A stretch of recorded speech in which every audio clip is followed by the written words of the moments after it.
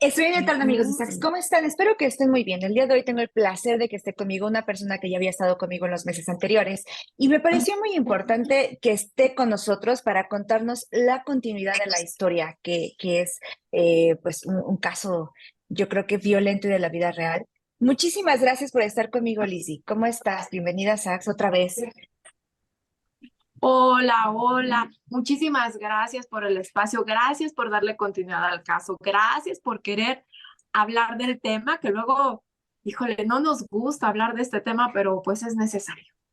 Para entrar en contexto, tú la primera vez que nos vimos nos platicabas sobre tu libro que habías escrito, en donde está en el contexto de, bueno, ya denuncié, vengo de vivir una historia de violencia y después qué sigue, porque al final el proceso que sigue después de que uno denuncia, o las mujeres que se ven en la necesidad, u hombres, yo creo también que se ven en la necesidad de denunciar, se enfrentan ahora al siguiente proceso mucho más complejo que dura años.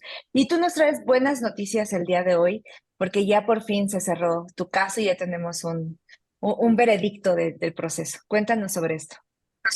Ay, sí.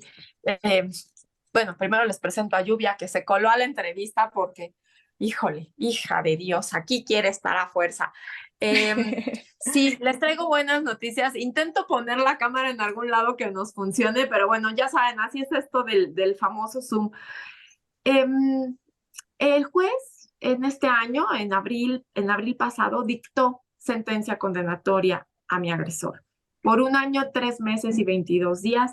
Efectivamente, ustedes que le han dado seguimiento a este caso, donde pues tristemente me sumé a las estadísticas de las mujeres que han sufrido violencia en este país. Eh, pues bueno, es una excepción la justicia que obtuve. Ojalá hubiera más casos así, ojalá de verdad todas las que denunciamos tuviéramos este acceso a la justicia. Y bueno, y por eso me parece que es importante aclarar y celebrar que sí se puede.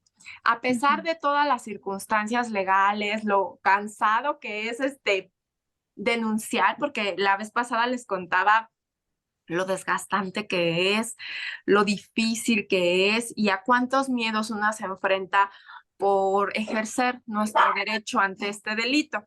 Entonces, porque te comentaba que muchas veces somos juzgadas por denunciar, por hablar, Sí. por decir ya no quiero más violencia en mi vida y sobre todo quiero salvar mi vida. O sea, somos muy juzgadas por eso, ¿cómo? ¿No quiere que la maten? Ay, qué cosa tan extraño, ¿no? Qué loca y exagerada. Pero cuando alguien va y denuncia un robo, si te robaron un coche, tú vas y denuncias, porque es un delito el robo, pues nadie te dice loca o exagerada, ¿no? Lo mismo es la violencia. La violencia es un delito y la herramienta para acabar con ella es la denuncia para acceder a la justicia. Y en todo este proceso que has tenido que vivir, que ha sido crudo y complejo para ti, y obviamente me imagino súper doloroso, desde la parte personal para entender qué fue lo que viviste, y después obviamente en el contexto pues sí, como de todo este escrutinio público en el que queda al final tu vida. ¿Qué es lo que tú aprendiste que hoy después de tener este triunfo, tú puedes decir, creo que me quedo con esta parte positiva en toda esta historia"? Mira, te puedo decir que aprendí que la mujer violentada nunca va a ser igual, pero siempre va a ser una mujer mejor, porque ya aprendes a saber que no es tu culpa la violencia. Tú no te golpeas sola, no te humillas sola, no te controlas sola, no te manipulas sola.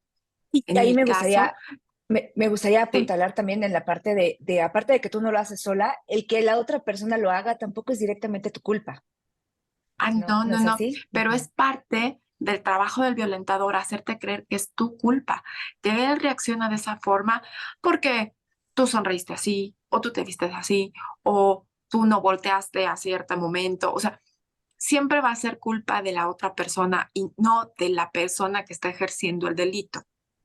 Entonces, es muy importante que entendamos que no es nuestra culpa la violencia y eso a mí me costó mucho trabajo entenderlo. Tuve que ir a terapias en CAVI, sobre todo, que es el Centro de Atención a la Violencia Intrafamiliar, donde ahí te explican lo que es el ciclo de la violencia, que la verdad yo no lo conocía, porque todo el mundo dice, bueno, si te va tan mal en una relación de violencia, pues salte, ve y denuncia, que es lo que todos pensamos y decimos, pero no es tan fácil. Estamos hablando de alguien que vive controlada, con miedo, aislada, manipulada, y entonces todo este miedo te hace creer que estás sola, que no hay quien te pueda ayudar. Mira, te sientes más sola que una fila en el AIFA. Entonces es muy complicado, muy, muy, muy complicado. Y ahí vas aprendiendo que no, si efectivamente no todos los días hay violencia. Viene un hecho violento, luego viene el periodo de disculpa, donde él te dice que, pues, mediante mil engaños porque sucedió el hecho violento, y luego viene el periodo de paz, y luego viene otro hecho más violento, y así se va el ciclo de la violencia siempre a mayor. Y en una de esas, pues tristemente eres estadística en lugar de Sí. poder contar tu historia. Entonces, me parece que es algo muy importante que aprendí, que la violencia no es mi culpa, que siempre puedo ser mejor, que no me va a volver a suceder y que la justicia sí existe. Esa situación donde decimos, ay, pero ¿en serio? Sí, sí existe, me está sucediendo. Hubo una sentencia condenatoria. Que bueno, les voy a aclarar que mucha gente me ha dicho, oye, pero se te hace mucho 1 año, 3 meses y 22 días para todo lo que sucedió. Estamos hablando de una, un juicio que se hizo por violencia psicoemocional, porque hay muchos tipos de violencia. En mi Ujú. caso fue la psicoemocional, que es la más difícil de demostrar, porque pues ¿cómo demuestras el daño a tu autoestima? Es complicadísimo y se logró.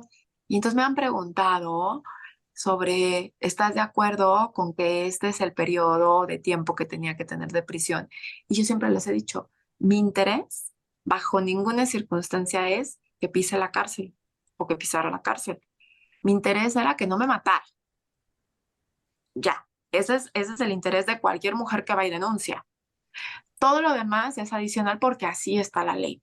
Ahora, ¿va a pisar la cárcel o no va a pisar la cárcel? ¿No? Porque todos decimos, bueno, si el juez dice 1 año, 3 meses y 22 días, pues ya debería estar en prisión. No. En México hay una cosa que se llama primo delincuente, que es que si es la primera vez que eres sentenciado por ese delito y es menos de 3 años, entonces puedes obtener lo que se llaman beneficios sustitutivos. A cambio de ciertas cosas, no pisas la cárcel. Es decir, tiene que acudir obligatoriamente a terapia, lo cual desde el punto de vista de una mujer violentada me parece magnífico, porque en la psique del violentador, él estaba haciendo bien. Él era correcto lo que estaba haciendo conmigo. Entonces, aunque vaya obligado, alguna gotita de conciencia caerá respecto a esta situación y algo podremos detener para el resto de las mujeres que llegan a convivir con este tipo de personas, de estos agresores.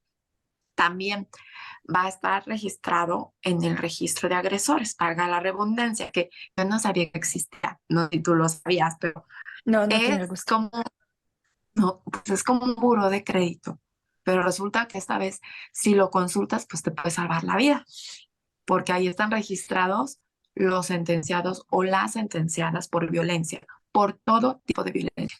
Ya gente sentenciada, no es igual y sí, igual y no. Entonces imagínate que tú empiezas una relación nueva o al que quieres, pues bueno, en este registro van a estar registrados estas personas cuando menos 15 años. Esto dice mucho respecto a la persona cuando tú lo llegas a consultar y a lo mejor te puedes ahorrar un episodio muy feo para tu vida o Ujú. incluso salvar tu vida si lo consultas, ¿no?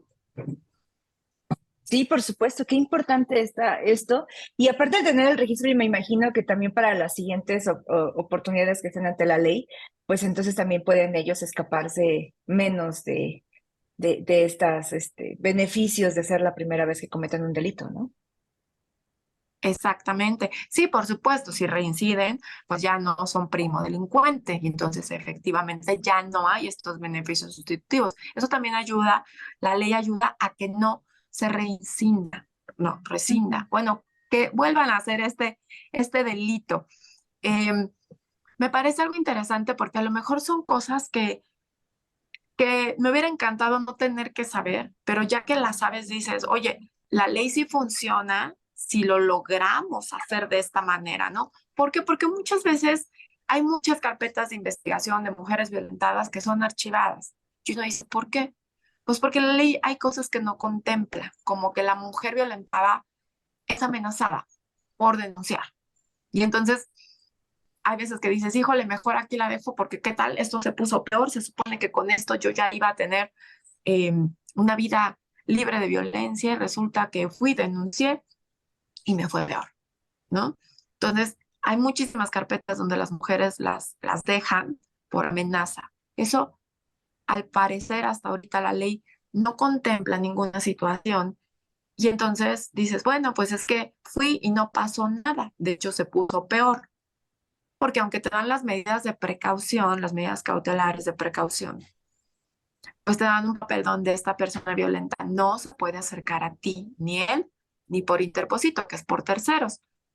Pero pues todos sabemos en la vida real, en la práctica, si se te llega a acercar en lo que sacas tu papel, en lo que llamas una patrulla y en lo que llega la patrulla, Ujú. ay, se vuelve un poquitito complicado a nivel práctica, no a nivel teoría, la ley funciona, pero bueno, son detalles que a lo mejor hay que visibilizar un poquito a nivel ley para que sí obtengamos la seguridad que necesitamos cada vez que denunciamos. Y la protección necesaria. Porque muchas ocasiones entre esos momentos en que la teoría no se aplica a la práctica, perdemos vidas, ¿no? Exacto, exacto. Hemos visto Li- mil historias donde van y denuncian y están firmando su sentencia de muerte porque ahí mismo, incluso en ciertas alcaldías, pues ha llegado el violentador a ejercer el feminicidio. Ujú. Lizzy, en tu proceso hay algo que hoy, ya que obviamente tienes como todo el aprendizaje, ¿hay algo que hubieses hecho distinto, algo que tú dices hoy, quizá esto lo hubiese podido mejorar de esta forma que nos sirva también de ejemplo a las demás que en algún momento esperemos no, pero sí estamos en un caso como el tuyo? Ay, pues no haber caído en el primer chantaje de este hombre y así no pasar por Maravilloso. todo eso. Me encanta y qué bueno, fíjate qué bueno que lo llevaste a ese plano, porque la prevención siempre es mejor que el después tapar el pozo. Entonces, ahora, pero vamos a aterrizarlo. ¿Cómo dirías tú que es la forma de identificar el chantaje, de no caer en él, fortalece uno su autoestima, va a terapia? ¿Cómo dirías tú que pudiste haber prevenido esto? Fíjate que a mí me sucedió la primera vez que tuve un hecho violento fuerte, que sigo diciendo que todos los hechos violentos son fuertes. Esta cuestión del violentómetro donde empieza de a poquito a irse a rojo, me parece que no debe funcionar así. Me parece que desde el primer hecho ya es rojo. ¿Por qué? Porque si no te pasa lo que me pasó a mí, que digo, no, pues esto no es tanto, ¿no? Entonces, creo yo que cuando me sucede el primer hecho violento, que es que estamos en la sala haciendo absolutamente nada porque era un domingo, y en este domingo el teléfono vibra, ¿no? Y me pregunta, ¿quién es? Y yo veo un like de Facebook en ese momento y de broma le digo, seguro un fan. A final de cuentas, eh, mi teléfono vibra por todas las notificaciones, TikTok, Instagram, Facebook, ahora Threads. Entonces no tengo Threads, pero ya ves que ahora hay que tenerlo. Y Sí. y pues de eso trabajo. Pero no necesitas ser una figura pública para que te pase, para que esta violencia llegue a tus redes sociales. Entonces, cuando esto sucede, él me arranca el teléfono. De estar en un periodo de paz, la conducta de reacción es exacerbada, no corresponde, es demasiado grande. Y entonces mm, me lo avienta cuando me voy hacia el cuarto, porque digo, esto no está bien, me levanto, me voy hacia el cuarto y me lo avienta a la espalda del teléfono. No alcanzo a recogerlo, obviamente él se lo queda y me encierro en el cuarto. Ahí me doy cuenta que el peor lugar para esconderse en tu casa son los cuartos, porque nunca tienen es muy raro que tengan una puerta de salida. Ujú. Entonces, si un día necesitan cuidarse en algún lado de su casa, fíjense muy bien a dónde se van a ir. Entonces, esta persona se queda enojada, porque no me quedo ahí enojada, porque me parecía innecesaria una explicación de algo tan absurdo y empieza a golpear la chapa de la puerta, ¿no? O sea, que la rompe. En ese momento, yo te puedo decir que yo pensé que ya no le iba a contar, que iba a formar parte de las estadísticas de este país, de estas 11 mujeres que mañana no van a amanecer a contar su historia. Y estaba yo literal hecha bolita en mi cama esperando lo peor. Cuando, no sé por qué, me parece que así funciona la mente del psicópata, me pide una disculpa. Se arrodilla, me pide una disculpa. O sea, después de romper la puerta, el cambio de actitud es no, no lo puedes creer. Se arrodilla, me pide una disculpa y me dice que eso lo hizo por algo que no me había dicho, que está pasando en su vida. Mi mente hizo la misma cara que tú. Mi mente decía, no lo escuches, no hay justificación, pero mi corazón necesitaba saber qué hice mal. Fíjate muy bien el cuestionamiento. En mi mente decía, esto no tiene justificación, pero mi corazón, lo que nos han enseñado es qué hice mal, o cuando menos lo que a mí me Claro. enseñaron. O sea, si esta persona está comportando así es porque yo hice algo mal. Y me dice que había empezado un tratamiento porque tenía cáncer y que solo tenía así. Ahí mi mente me jugó mal y me dijo, ¿qué clase de mujer serías si dejas a una persona con cáncer? Claro. Cuando como Y ahí es donde parejas yo lo digo, vemos como cometo nuestra el error. obligación. Ujú. Sí, y a partir de ahí, pues todo fue, ya te tomé la medida y entonces sigo violentándote y sigo abusando y sigo haciendo tu autoestima, pues trizas, porque esa es parte de su trabajo, al grado de que te crees la historia donde él te está haciendo el favor de estar contigo, si él reacciona así es por tu culpa y te va aislando porque todas las personas que podrían ser tu apoyo se van yendo. Una, por querer salvarte para que no se convierta en cosas peores. O dos, porque hizo cosas que después te vas a enterar por qué se alejaron estas personas y tú ni en cuenta.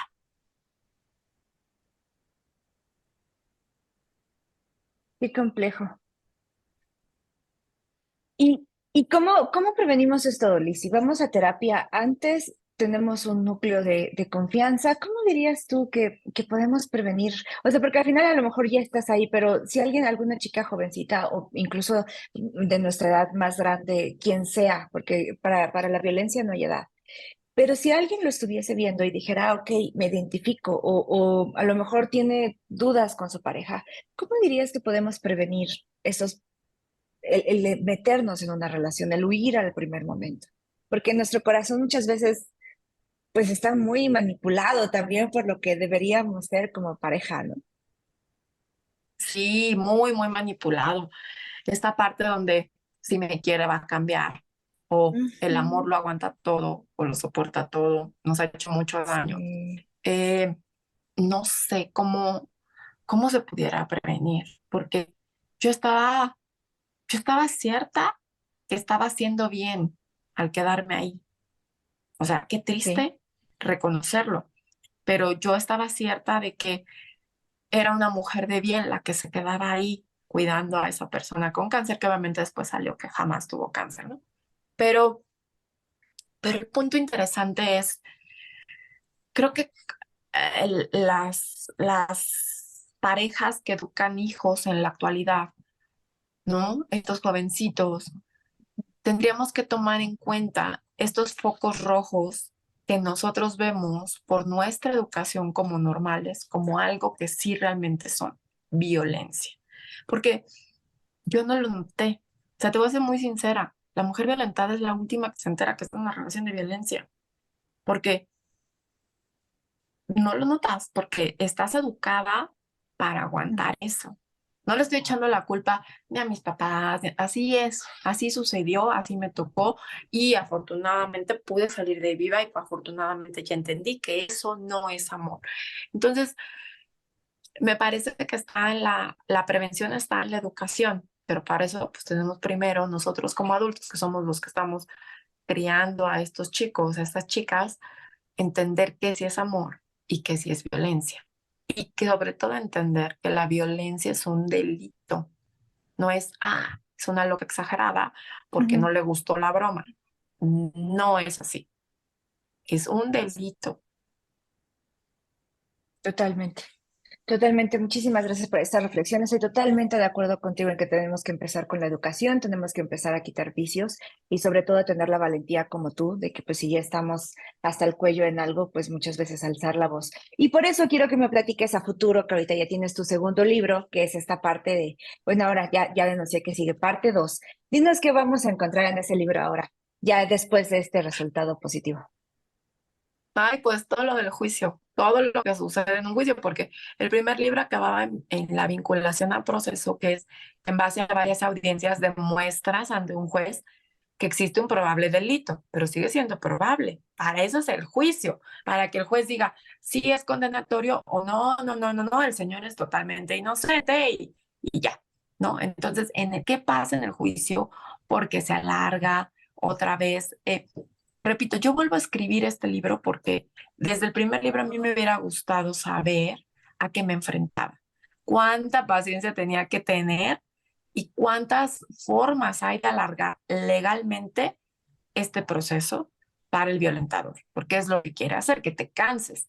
Entonces, por eso siento que tengo la responsabilidad de escribir el 2, porque si alguien está pasando por esto y llegó a la vinculación al proceso, entonces, ¿qué pasa? ¿A qué me voy a enfrentar ahora? ¿Cómo van a ser ahora las audiencias? ¿Tengo que volver? ¿Es el mismo juez? ¿No es el mismo juez?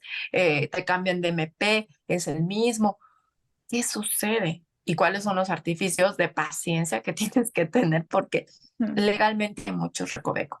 Entonces, es muy importante y repito, desde el primer libro lo digo, es muy importante tu asesor jurídico, es muy importante que sea penalista.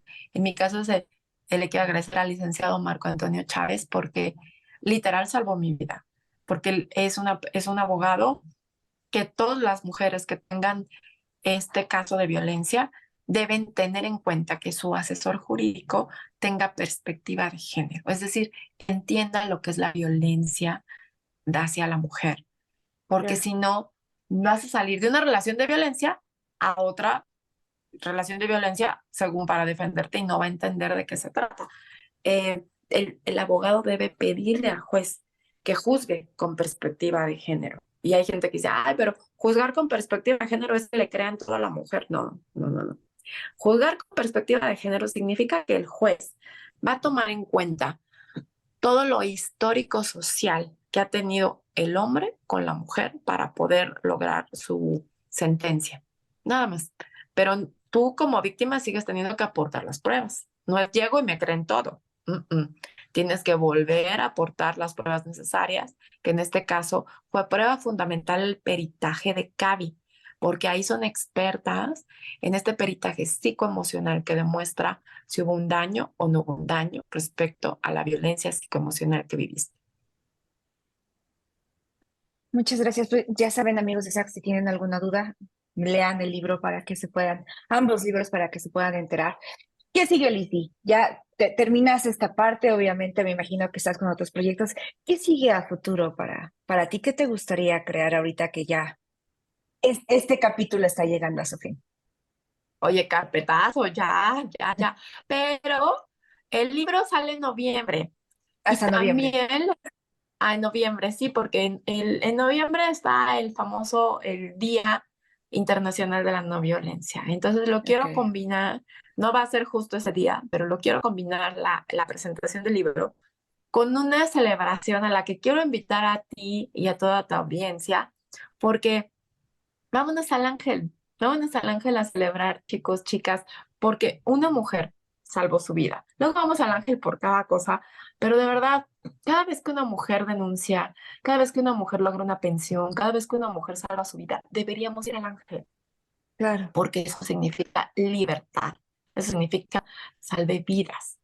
Entonces, voy a hacer una celebración en algún espacio de estos en noviembre para que entren a mis redes sociales, para que celebren junto conmigo. No soy la única mujer que obtiene justicia, afortunadamente, pero necesitamos más mujeres que obtengan justicia, más mujeres que no tengan que vivir esto, por supuesto. El evento va a estar lleno de sorpresas, va a haber una mesa maravillosa y pues yo quiero que se sumen tú y todo tu auditorio para que vayamos y celebremos que pues hubo justicia. Claro que sí, vamos a sumarnos para hacer ruido. Creo que si hacemos ruido con cosas negativas, también hay que hacer ruido con cosas positivas y reconocer que sí se puede y que las cosas pueden retomar su cauce. Muchísimas gracias. Como te dije en la primera entrevista, creo que es muy valiente de tu parte el exponer algo tan personal, exponer tu vida y servir como ejemplo para mucha gente que a veces está guardando silencio y no se atreve a expresarla. Te agradezco muchísimo tu valentía y esa disposición que siempre tienes pues, para platicar tu experiencia. Lizzy, ¿hay algo más que quieras compartir con nosotros? Porque entiendo que también tienes que seguir con tu día, así que te dejo ir. Muchísimas gracias, Alejandra, de verdad.